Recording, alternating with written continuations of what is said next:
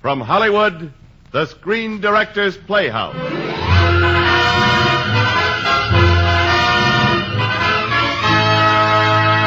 Screen Directors Playhouse, star Edmund Gwynn, production Miracle on 34th Street, director George Seaton.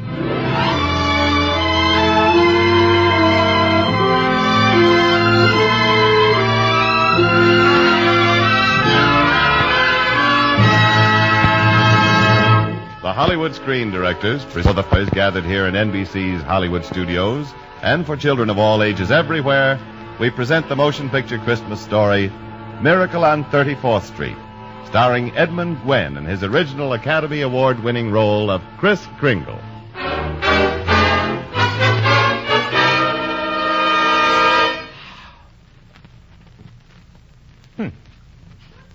You don't believe in Santa Claus? Well, why not? Santa Claus believes in you.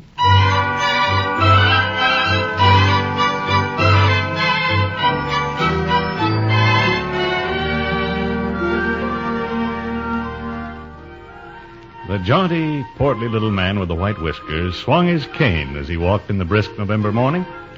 He walked into a department store famous across the nation, Macy's 34th Street, New York, crowded amiably into the elevator, and got out at the employment office.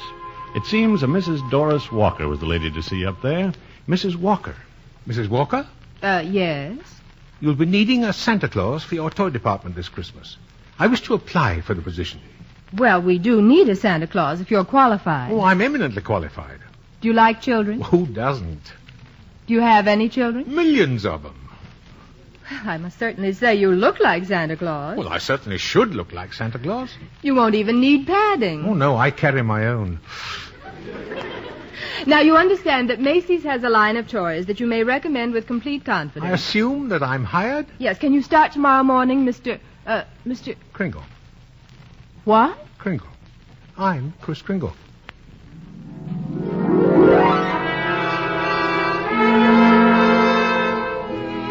The new Santa Claus was positively the most sensational Santa Claus who had ever held court on Macy's 7th floor.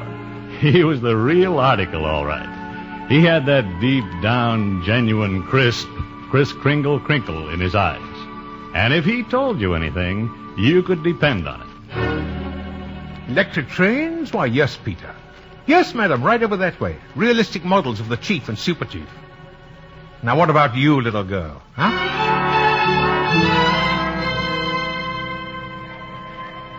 Oh, yes, madam. We have wonderful skates here, but not quite what your little boy seems to want.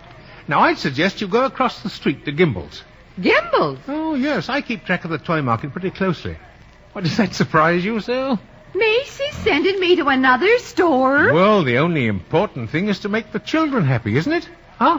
And whether Macy's or somebody else sells the toy doesn't make any difference. Well, it's wonderful. I don't get it. I don't get it at all. Well, you can get it at the Acme Toy Company. Only $8.50, plus tax. And so it went. And so the customers went. To other stores if Macy's didn't have it. The grown-ups began to believe in Santa Claus as much as the children. All except one small child named Susan Walker, who finally came to Kris Kringle, a skeptical look on her small face and a prodding young man at her back. Well, young lady, and what would you like for Christmas? Go ahead, Susan. Tell Santa what you'd like. What's your name, little girl? Susan Walker, and I don't believe in Santa Claus. Oh. My mother happens to be Mrs. Walker, the lady who hired you. Well, your daddy here believes I'm Santa Claus, I'll bet. He's not my daddy. My father and mother are divorced. This is Mr. Gailey, who lives in the apartment next to ours. I see. He's a lawyer at law. Attorney at law, Susan. He pretends he brought me to see you, but he really came to visit Mother. Oh. Really? Oh, brother. I must say you're the best-looking Santa Claus Mother ever hired. Oh, thank you. Your whiskers aren't loose at the sides. Well, that's because they're real. Just like I'm really Santa Claus. Oh, now stop. Now, go ahead. Come on, pull them. Pull them? Go ahead. All right. Oh! Ouch. Well, they're on pretty tight, all right. Now what would you like me to bring you for Christmas? Susan. There's Mother now. I'm dead. Susan, Mr. Gailey, I told you not to bring Susan down here. But your maid is out sick, and Susan was alone at home. Mr. Gailey, I am bringing Susan up to face reality. Well, in reality, he came to see you, Mrs. Walker. Oh, really? Mr. Gailey, will you step this way, please? Yes, ma'am. What's your name? Kris Kringle. That's your trade name. I mean your real name. Santa Claus. We can talk here, Fred. Now, Doris... I keep telling Susan that Santa Claus is a myth, and you bring her down here to see thousands of children like herself worshiping a very convincing old man with real whiskers. What's she to think? What's she to believe? Whatever makes her happy. Well, I don't want my child growing up to consider life a fairy tale instead of reality. They keep waiting for a Prince Charming to come along, and when he does, he turns out to be someone Someone they'll have to divorce? We were talking about Susan. Oh.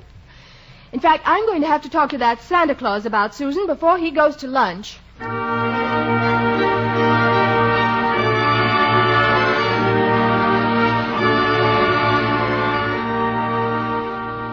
Yes, Mrs. Walker? The reason I called you into my office was to have you tell Susan here that you're not Santa Claus. Yeah, but I am Santa Claus. See, Mother? A girl doesn't know what to think these days. I want you to tell her the truth. Now, what's your name? Kris Kringle. See? I mean your real name. Well, that is my real name. Now, see here, Excuse me a moment. Yes, Mrs. Walker. Miss Thomas, will you get out an employment card filled out by a Mr. Kris Kringle, if there is one? I'll wait. I'll bet you're in the first grade, Susan. Second. Second? I'm very advanced. Oh. Here it is, Mrs. Walker. Mr. Kris Kringle. No. Yeah, Kris Kringle. Residence, Brooks Memorial Home for the Aged. Age as old as my tongue and a little older than my teeth. Oh, no. Do you know what I think? Yes, the same thing I think. I think he's nuts. That's what I think. He really believes he's Santa Claus. With bells on. Well, you better get rid of him. He might be dangerous. Thank you, Miss Thomas. I agree. Mr. Kringle, I'm sorry, but we're going to have to make a change. Have I done something wrong? Well, no, that is not wrong, but... excuse me. Yes? Mr. Macy's on the phone. Oh, put him on.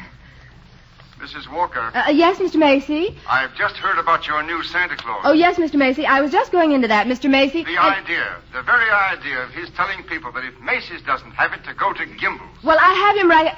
Gimbel's? Directly across the street. Imagine Macy's Santa Claus sending customers to Gimbel's. Wonderful. Huh? The public response is wonderful.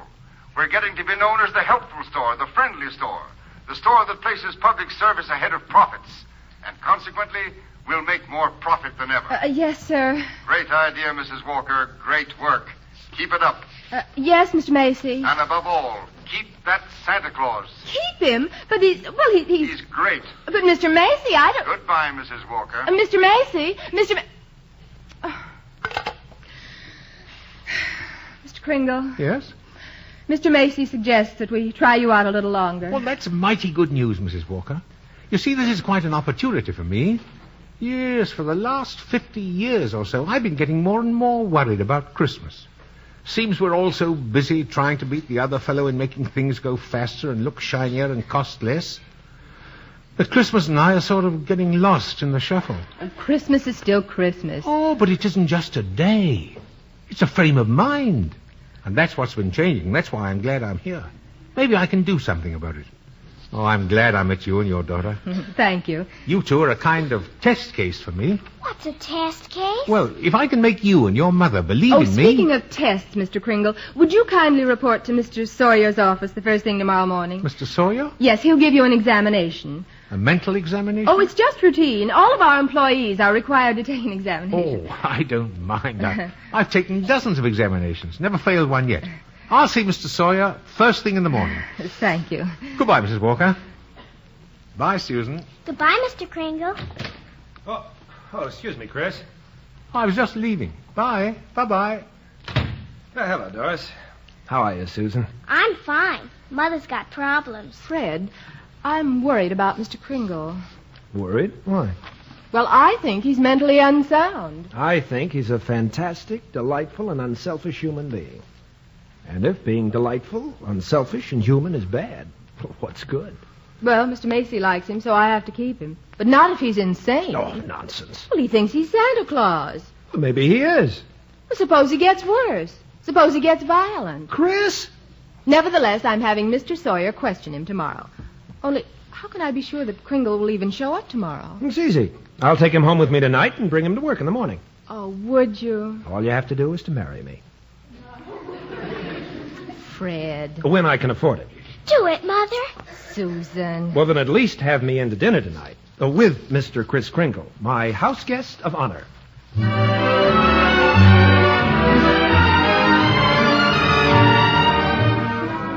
Now, that evening, Kris Kringle went home with Fred Gailey. And after dinner in Doris Walker's apartment next door, Kris left Fred and Doris to discuss child psychology, or something, and stole quietly into Susan's bedroom. Susan, sophisticated child, was in bed, blowing bubblegum bubbles. Oh, that was a big one. Susan, why don't you give me a chance to prove to you that I'm really Santa Claus? There is no Santa Claus. Oh, now there must be something you want for Christmas. Mother will get me anything I want. Oh, but there must be something she can't get you. Well, Ha ha ha ha. There is something. I'd like a house. What, you mean a doll's house? No, a real house. To live in. A real house? If you're really Santa Claus, you can get it for me. If you can't, you're only a nice man with a white beard, like Mother says. Oh, but you've got this lovely apartment to live in. I want a backyard to play in, and grass, and a white picket fence and rose bushes. But Mother can't afford it, and I guess you can't get it, huh? No, I didn't say that, you know. Well, I've got to see Mr. Sawyer first thing in the morning. I'll get right to work on it after that, Susan, tomorrow.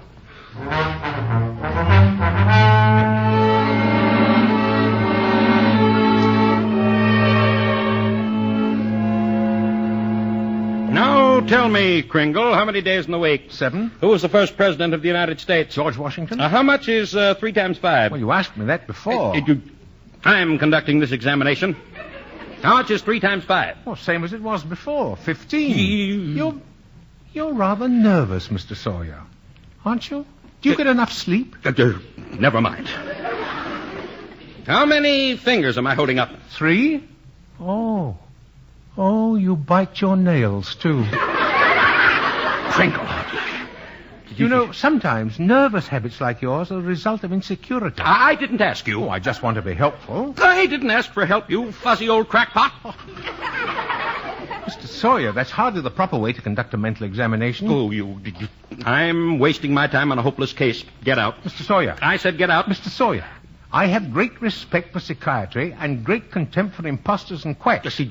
I beg your pardon. I should like to see your degree in medicine. Get out. Also proof of your specialization in psychiatry. Get out. Get out. Now, either you stop analyzing people, or I'm going to tell Mr. Macy what a contemptible, vicious, malicious fraud you really are. I'll have you committed to an insane asylum. Well, you're the one who needs treatment. You lunatic, are you saying I'm crazy? Now, put down that inkwell. Put down that cane. Put down that inkwell. You go first. I'd better. You're dangerous.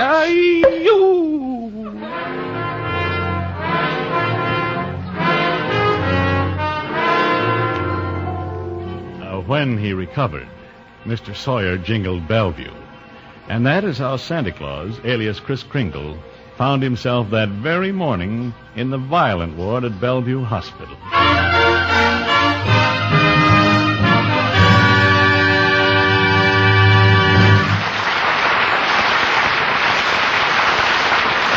You are listening to the Screen Directors Playhouse presentation of Miracle on 34th Street, starring Edmund Gwynn in his original Academy Award-winning role of Kris Kringle.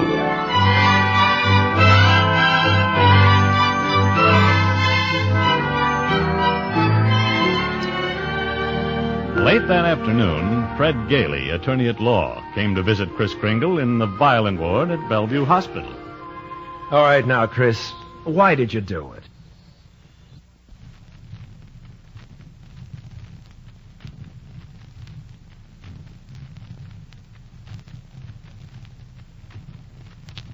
Why did I conk Mr. Sawyer? Why did you fail your examination by the doctors here at Bellevue?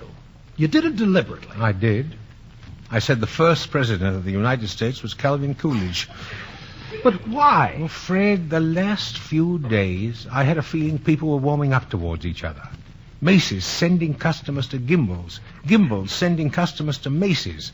Gimbel and Macy shaking hands. Wyszynski saying yes. People were beginning to make some sense, even if Doris did doubt me. Doris hasn't believed in anything for years. Ever since her marriage went to It pieces. wasn't just Doris. It was Sawyer. Now, he's contemptible, dishonest, selfish, vicious. Yet he's out there and I'm in here. He's called normal. I'm not. And we've got a world full of Mr. Sawyers. And if that's normal, I don't want it, Fred. That's why I answered those questions incorrectly. But, Chris, what happens to a lot of people, like me, who do believe in you and what you stand for? What happens to people like little Susan, just beginning to believe? Susan? Are you going to let her down? People like that? Well, I hadn't thought of that, Fred. Are you going to quit right in the middle of your job? Gee, you're right, Fred. I'm ashamed of myself. Let's get out of here. Not so fast, Chris. Getting in here was easy. Getting you out will be a lot harder. Oh, not for you. You're a fine lawyer. Perhaps, but... But what? You've been ordered committed to a mental institution. Oh, I see. However, I've requested a formal hearing, and it's been granted. What the issue being, do I jingle the bells or do the bets run the belfry?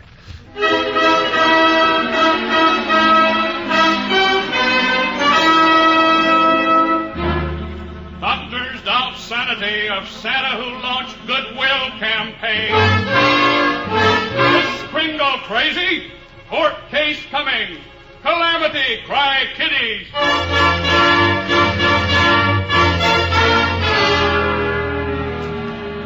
Your Honor, the commitment papers being before you, I should like to call the first witness. Mr. Kris Kringle, will you please take the stand? Delighted to do so, Mr. Prosecutor. Mr. Kringle? Your Honor? This is merely a hearing. You do not have to answer the questions or even testify at all. We've no objections, Your Honor. Well, I'll be glad to answer any questions I can. You may question the witness, Mr. Prosecutor.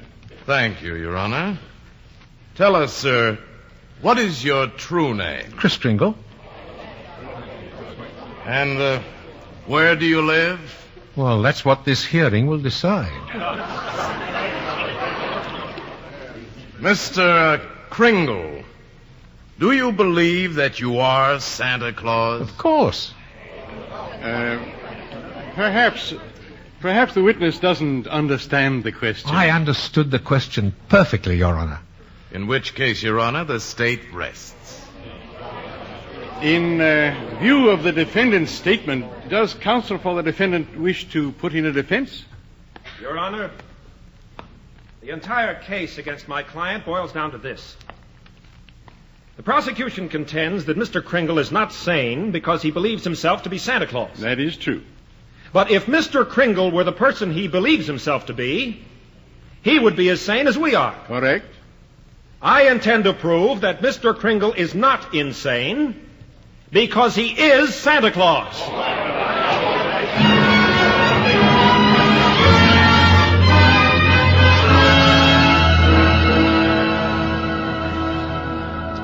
Fred, let's be sensible. You can't possibly prove that poor old man is Santa Claus. Why can't I? And he's not a poor old man. Logic, Fred, not faith and hope wins out in court. That's just common sense. And I guess in these last few years you've developed too much common sense. Well, one of us has to have it, Fred. And both of us have to have faith, Doris. Or we're wrong for each other. I see. Even when I can afford it, we're wrong for each other. Well, I'm going to pray for Santa Claus. Mr. Kringle, dear. Santa Claus. I mailed your letter to Santa, Susan. Thank you very much. Special delivery. He'll get it tomorrow.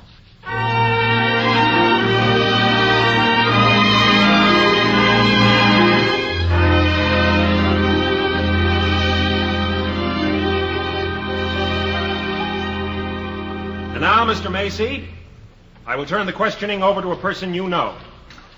A person in whom I have the deepest confidence and belief.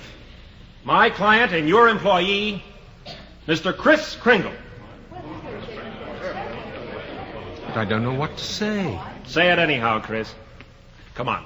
Well, they say that the man who pleads his own case is a fool for a client. But I won't let down anybody who believes in me. You're a witness, Chris. Go ahead, Chris. Well, I don't know what to ask you, Mr. Macy. Just ask me anything. Well, how are things at the store?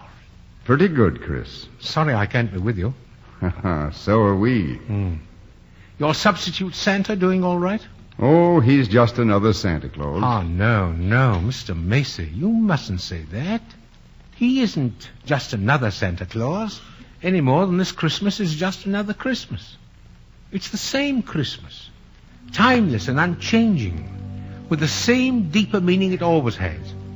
The same summons to all men to have faith, not in any one faith, but to have faith in themselves, in mankind, in each other. Because if all the earth be laid in ruins and all our yesterdays and all man's wonders become smoke and ashes, and man remains, well, then everything remains. For all we have on earth that matters is each other. And that's what Christmas is. A time for unselfishness, a time for each other, for goodwill and understanding, and deep respect for all our fellow men. Your Honor, Oh, very well. Christmas isn't just once a year. Christmas is always. Flowering, let's say, in late December. And your new Santa Claus isn't just another Santa Claus, Mr. Macy. To the purest minds and the most immaculate souls among us, I mean the little children, he is Santa Claus. Because they believe he is. And that's good enough for me, Mr. Macy. That's good enough for me. It's good enough for me, too, Chris. Mr. Macy, do you believe I'm Santa Claus? I certainly do. Thank you, Mr. Macy. You're a witness, Mr. Prosecutor. Your Honor, this is all very charming, but I must ask the court to demand that Mr. Gailey present competent authority. Competent authority, I say, for the contention that his client is Santa Claus. Have you such authority, Mr. Gailey? Not at this time, Your Honor. Will that be all, Fred? Yes, Chris. For now. Before you go, Mr. Kringle, the bailiff handed me this letter in care of this courthouse. It would appear to be for you. It's addressed to Santa Claus. Oh? The bailiff also informs me that the dead letter office of the post office department has forwarded some other mail addressed simply Santa Claus. Well, that's very kind of them. Your Honor! Where are those other letters? I request that they be entered in evidence. I'm afraid that would be awkward, Mr. Gailey. What do you mean awkward, Your Honor? There are 9 truckloads of those letters. Your Honor, counsel for the state has asked for authoritative testimony that my client is Santa Claus. The U.S. postal laws make it a criminal offense to misdirect mail or intentionally to deliver it to the wrong party. The Postal Department itself, therefore, recognizes this man, Chris Kringle, as Santa Claus. Order! Objection! Order! Objection! Order, I say. I say order. In view of such overwhelming testimony, case dismissed.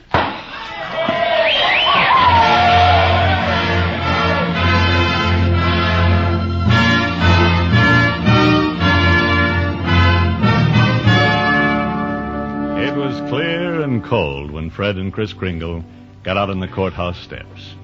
It looked and felt like a white Christmas. Like a good Christmas.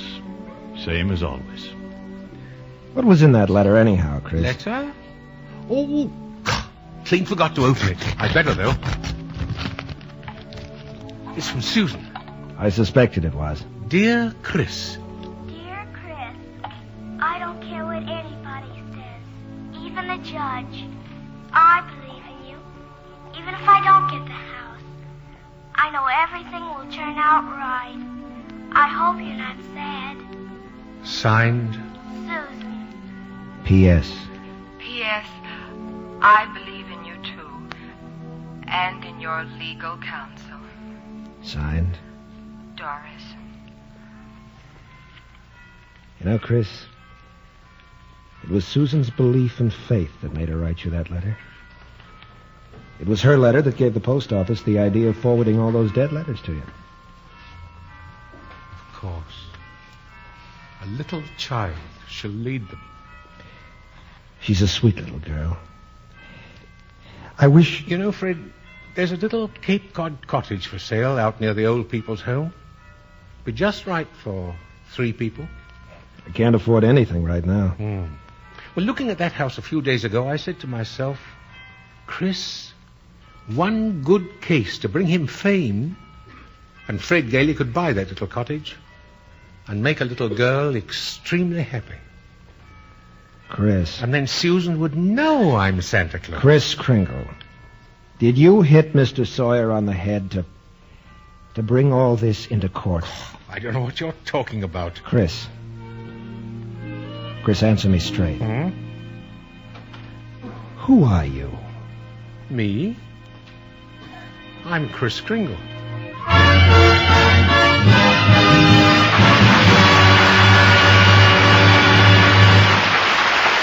Chris Kringle will return in just a moment.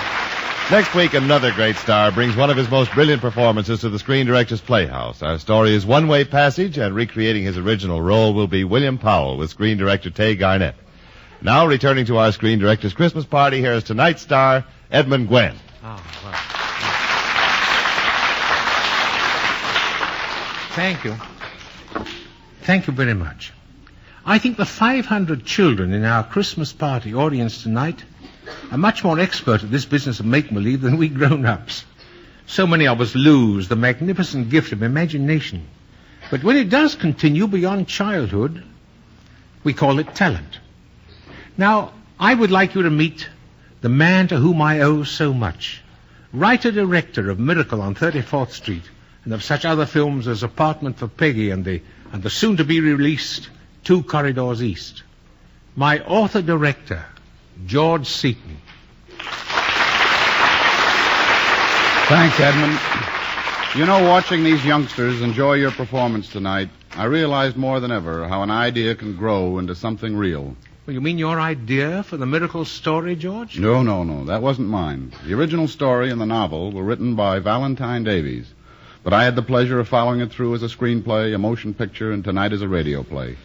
And if the story managed to bring a little more Christmas into the lives of these wonderful kids, then Miracle on 34th Street has worked a small miracle of its own. Well, then tonight, George, as the creator of the picture, you are really playing the part of Chris Kringle. Oh, no. I'm still the director. And, Edmund, you're still Chris Kringle. And it's time you went to work. There are a lot of presents here on the stage and a lot of deserving youngsters to receive them. Mr. Director, I never had a happier assignment. A very Merry Christmas. And a Merry Christmas to you. Thank you, George. Thank you. And a Merry Christmas to you, Edmund Gwynn and George Seaton.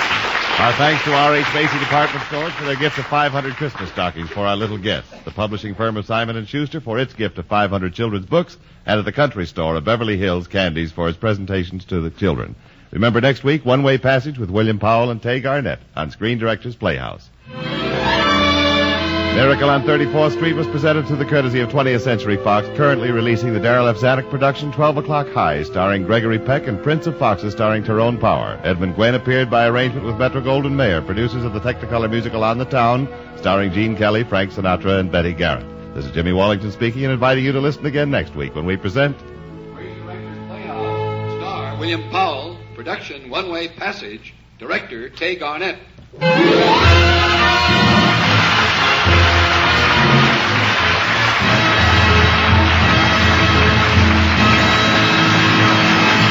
Next it's Bill Stern and the Sports Newsreel on NBC.